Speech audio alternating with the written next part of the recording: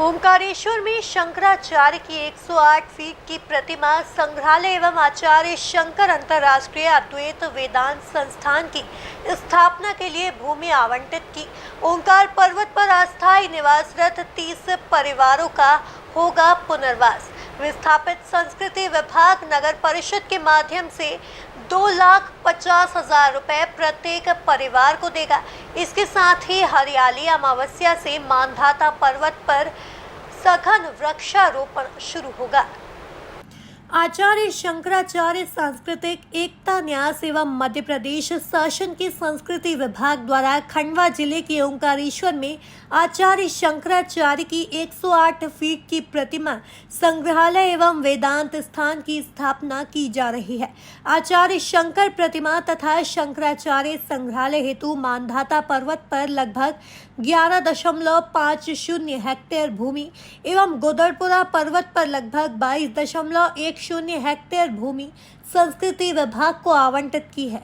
संग्रहालय के लिए मानधाता पर्वत पर आवंटित परिसर में अस्थायी रूप से निवासरत लगभग 30 परिवारों को नगर परिषद ओंकारेश्वर द्वारा ओंकारेश्वर नगर में पुनर्वास के लिए आवास निर्माण हेतु भूमि चिन्हांकित की गई है। इस भूमि पर आवास निर्माण किए जाने हेतु प्रत्येक परिवार के बैंक खाते में 2.5 लाख रुपए की राशि संस्कृति विभाग द्वारा नगर परिषद के माध्यम से प्रदान की जाएगी। वहीं हरियाली अमावस्या पर वृहद वृक्षारोपण भी किया जाएगा। और प्रारंभ होने के बाद मैं समझता हूँ अब हमारी नींव का काम लगभग कंप्लीट हो गया खुदाई का।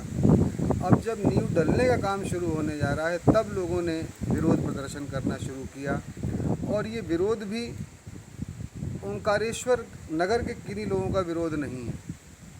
ओंकारेश्वर से बाहर के जो भी कुछ गिने चुने लोग हैं उनके द्वारा इसका विरोध किया जा रहा है और विरोध में भी उनके पास कोई ठोस तथ्य नहीं है कि कारण क्या है विरोध करने का। वृक्षारोपण की जहाँ तक बात है, हरियाली अमावस्या से यहाँ पे वृक्षारोपण का कार्य प्रारंभ हो रहा है मानधाता पर्वत पर। उसमें कम से कम 8 से 10 फीट हाइट के पौधे हम लगा रहे हैं ताकि कोई भी पौधे मर ना जाएं।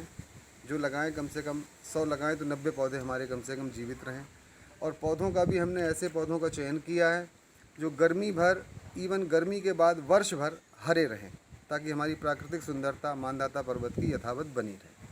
जो विभिन्न संगठन द्वारा आदि गुरु शंकराचार्य की मूर्ति एवं वहाँ जो शंकर संग्रहालय बन रहा है उसके विरोध में बहुत सारे संगठन विरोध प्रदर्शन धरना कर रहे हैं और उनके द्वारा जो भ्रामक खबरें फैलाई जा रही उसी के संबंध में हमारे द्वारा जो संस्कृति विभाग के समन्वयक है मिश्रा जी उनके द्वारा प्रेस नोट जारी किया है जिसमें उन्होंने सभी चीज़ें स्पष्ट कर दी है कि जो विस्थापित परिवार हैं उनको हम निश्चित रूप से के लिए साथ में वहाँ पर किसी भी प्रकार से जो आश्रम है उनकी परिसर को छोड़ के किसी प्रकार से कोई विस्थापन नहीं होगा। उनके आश्रम उनकी जो ज़मीन को छोड़ के तथा जो दुकानें हैं उनके परिसर के बाहर उनको यथावत रखा जाएगा और उसमें उनके रोजगार में कोई प्रभावित नहीं होगा तथा वहाँ पर जो ओंकार पर्वत है वहाँ पे किसी प्रकार की कोई ब्लास्टिंग नहीं की जा रही है तथा जो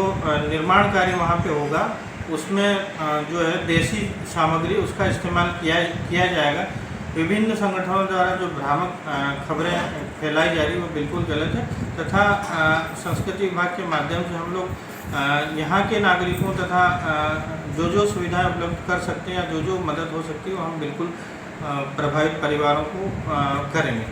पर्यावरण को संतुलन बनाना भी जरूरी है और जिस तरह से यहाँ पर आज ओंकार पर्वत पर जो आप कह रहे हैं कि डेवलपमेंट हो रहा है तो कुछ लोग प्रभावित हो रहे हैं। प्रभावित जो हुए हैं उनको पट्टे देने का भी काम भी भारतीय जनता पार्टी की शिवराज की सरकार कर रही है और उनको आवास देने का काम भी भारतीय जनता पार्टी की सरकार शिवराज की सरकार कर रही है और जो बेरोजगार हो गए उनको रोजगार दिलाने की जिम्मेदारी भी हमारी सरकार की है। हम उनको रोजगार भी दिलाएंगे। कुछ पाने के लिए थोड़ा बहुत तो हमको कुछ खोना पड़ता है लेकिन यदि हम डेवलपमेंट करना है तो डेवलपमेंट के लिए यदि हम सोचें कि कुछ भी नुकसान ना हो तो नुकसान बर्दाश्त तो करना पड़ेगा।